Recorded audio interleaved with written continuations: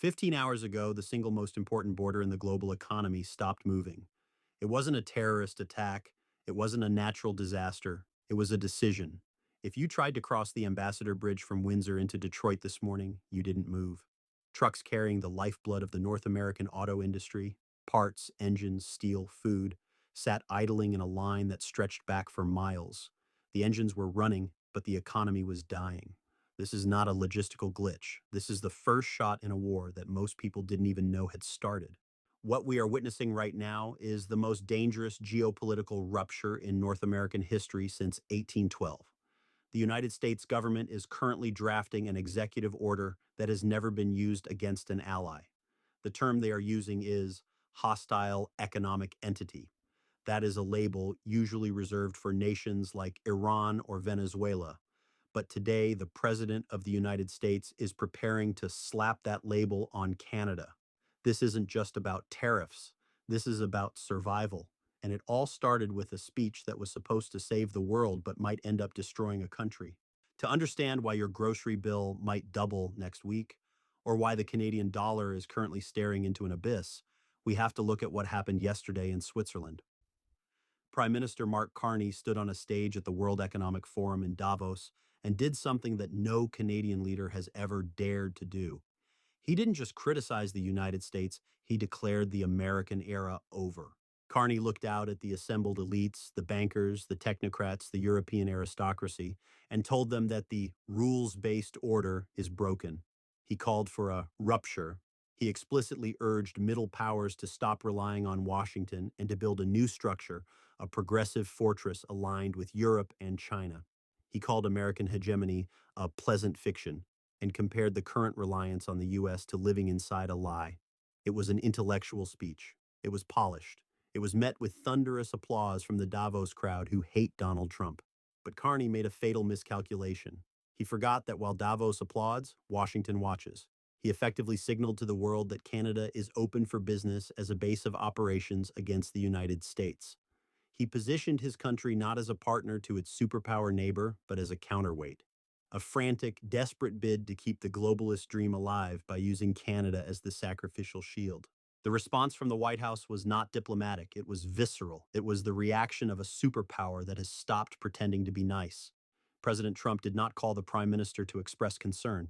He went to Truth Social and posted two words that stripped Mark Carney of his sovereignty. Governor Carney. That is not a nickname. That is a demotion. By referring to the head of a G7 nation as a governor, Trump is signaling exactly how he views Canada right now. Not as an ally, not as a sovereign state, but as a rebellious territory that needs to be brought to heel. And then he posted the map. If you haven't seen the image that is currently circulating in every war room in Washington and Ottawa, you need to find it. It shows North America, but the lines are different. The border between the US and Canada is gone. It's erased. The entire landmass is labeled simply the Greater American Energy Zone. In the corner of the map, Venezuela is included too. Most of the media is laughing at this. They are calling it bluster. They are calling it a meme. They are making the same mistake Mark Carney made. They are taking Trump literally but not seriously when they should be taking him seriously but not literally. That map is not a joke. It is a statement of intent. It is a psychological weapon designed to show exactly what is at stake. The message is clear. Sovereignty is not a right. Sovereignty is a privilege maintained by military and economic power, and if you turn against the security architecture of the continent, you lose that privilege. This is why the trucks are stopped at the bridge. The Department of Commerce has reportedly paused all automated border clearances for Canadian goods. This is a soft blockade. It's a chokehold. The U.S. doesn't need to bomb Canada to destroy it. They just need to close the gate for 48 hours. 75% of Canada's trade goes to one country. One. If that door closes, the economy doesn't just recede, it evaporates. Let's talk about what hostile economic entity actually means for you. This isn't abstract political theory. This is the price of bread. This is the value of your house. If this executive order is signed, the United States will treat Canadian banks and businesses as security threats. It allows the U.S. Treasury to freeze assets. It allows them to sanction any global company that chooses to trade with Canada over the U.S. Imagine you run a factory in Germany. You have two choices. You can sell to the American market, which is massive and wealthy, Or you can sell to Canada, which is currently being blockaded by the Americans. You don't need a PhD in economics to know which choice you make. Capital will flee Canada faster than it already is. The Canadian dollar, the loonie, will not just dip, it will crash. We are talking about a 60-cent dollar, maybe 50. When the currency collapses, inflation isn't a slow creep, it's a tsunami. Everything Canada imports, winter vegetables from California, electronics from Asia, pharmaceuticals, machinery, becomes 40% more expensive overnight. The Bank of Canada will have no choice. To save the currency, they will have to hike interest rates to the moon. If you have a variable rate mortgage or if you're looking to renew in the next year, you are looking at rates that could bankrupt the middle class. The housing market, which is already a bubble held together by duct tape and prayers, would face a liquidation event. And then there is the auto sector. The manufacturing heart of Ontario runs on a system called just-in-time delivery. Parts made in Ohio are shipped to Windsor, assembled into an engine, shipped back to Michigan for a chassis, and then back to Canada for final assembly. A single car part crosses that border up to 7 times before the car is finished. This system relies on a border that is invisible. It relies on trust. The moment you have 12-hour delays, just in time becomes too late, the factories stop. The lines go silent. We are talking about thousands of layoffs within weeks. And here is the brutal reality. Those jobs aren't coming back. Trump isn't doing this just to punish Carney. He is doing it to force those factories to move. If you are a CEO looking at this chaos, you simply close the plant in Ontario and move it to Michigan or Ohio. You go where the safety is. You go inside the wall. This is the Rust Belt revenge. The strategy is brutal and effective. By making Canada impossible to trade with, the U.S. forces the reindustrialization of its own Midwest. They steal the investment. They steal the jobs and they leave their northern neighbor with nothing but empty factories and a moral victory at Davos. Mark Carney knows this. He is a central banker. He understands the math better than anyone. So why did he do it? Why go to Switzerland and poke the bear? Because he is betting on a world that doesn't exist anymore. He is betting that Europe and China can save him. He is signaling that Canada can be the bridge between the old liberal order and the future. But look at the reality. Europe is fracturing. The EU is fighting its own trade wars. China is interested in Canada's resources, yes, but they cannot replace the American consumer. You cannot ship fresh produce from Beijing to Toronto in a truck. Geography is destiny, and Canada is geographically locked to the United States.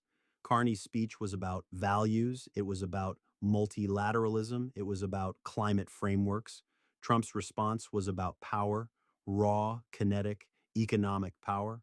While Carney was quoting Václav Havel and talking about living in truth, Trump was looking at a map of Greenland and the Arctic and seeing resources, shipping lanes, and security perimeters. This brings us to the Greenland connection, which is the dark undercurrent of this entire crisis. Trump has made it clear he wants to buy Greenland. He sees it as essential for U.S. security against Russia and China in the melting Arctic. Europe said no. Denmark said no. And Carney, in his speech, threw Canada firmly behind them. He said Canada stands with Greenland. To Trump, this isn't a disagreement among friends. This is an act of hostility. He views the Arctic as the next great battleground. By aligning with Europe against American strategic interests in the North, Carney has labeled himself a security risk. The Greater American Energy Zone map wasn't just about oil. It was about control of the North. Trump is signaling that if Canada won't cooperate on continental defense and resource extraction, the U.S. will simply take charge of the perimeter. There was a leak yesterday from the Globe and Mail that makes this even more terrifying. Two senior government officials confirmed that the Canadian military has developed a model response to a U.S. invasion, not a trade war, an invasion. The plan centers on insurgency-style tactics. They are actually discussing how to fight an asymmetric war against the United States military. Just pause and let that sink in. We are talking about the two closest allies in history, nations that share a language, a culture, and a continent. And one is planning an insurgency, while the other is planning an economic siege. This is how quickly the world can turn. This is how fast normal disappears. The Canadian political opposition is already moving. The Conservatives are looking at Carney and seeing a man who burned down the house to get applause from the neighbors. Their message is simple. Carney destroyed the relationship. We will fix it. They will campaign on peace with Trump. They will promise to secure the border, lower the rhetoric, and do whatever it takes to get the trucks moving again. But it might be too late for politics. The machinery of the U.S. state is already turning. The hostile economic entity designation is sitting on a desk in the Oval Office. If that pen hits the paper, the Canada we know is gone. So, what happens in the next 30 days? We are looking at three scenarios and none of them are comfortable. First, we have the capitulation. This is the most likely, but also the most humiliating. The economic pain becomes so severe so quickly that Carney is forced to kneel. He flies to Mar-a-Lago not as a prime minister, but as a petitioner. He apologizes. He walks back the rupture speech. And in exchange for opening the border, he signs a trade deal that essentially gives the U.S. total control over Canadian energy exports and Arctic waters. Canada keeps its economy, but it loses its soul. It becomes a vassal state in everything but name. The second scenario is the economic heart attack. Carney refuses to back down. He doubles down on the progressive fortress idea. He calls Beijing, he calls Brussels. Trump responds with the nuclear option, the full 25% national security tariff, and the asset freezes. The TSX crashes, the banks falter. There is panic buying in grocery stores as supply chains snap. The government has to invoke emergency powers to stop capital flight. Canada enters a depression that makes the 1930s look mild, all in the name of preserving its sovereignty against the American empire. The third scenario is the one that historians write books about, the soft coup. The business leaders of Toronto, the oil barons of Alberta, and the manufacturing giants of Ontario realize that Carney is driving the bus off a cliff. They decide they cannot wait for an election. They bypass the prime minister entirely. Provincial premiers, the governors of the Canadian provinces, start negotiating directly with Washington. Alberta strikes a separate energy deal with the US. Ontario strikes a separate auto pact. The federal government in Ottawa is left powerless, governing a capital city while the country fractures into regions that are effectively integrated into the US. The map Trump posted becomes real, not by conquest, but by necessity. The scariest part of this story isn't the speech, it isn't the tweet, it's the silence from the rest of the world. Europe isn't rushing to save Canada. They are terrified of their own tariffs. China is watching and taking notes, seeing exactly how far the US is willing to go to enforce discipline in its hemisphere. Canada is alone. Carney wanted a rupture. He wanted to break the illusion of the old order. Well, he got his wish. The illusion is gone. The polite fiction that Canada and the US are equals is dead. What is left is the raw reality of power dynamics. The border is still closed. The trucks are still waiting. And somewhere in a room in Davos, the champagne has gone flat. The elites are packing their bags and flying home, leaving the people on the ground to deal with the consequences of their grand theories. This is a lesson in gravity. You can ignore it, you can argue against it, you can give speeches about how it's unfair. But when you jump off a cliff, gravity takes over. Canada just jumped. Now we are waiting to see if there is a net or if the ground is coming up fast.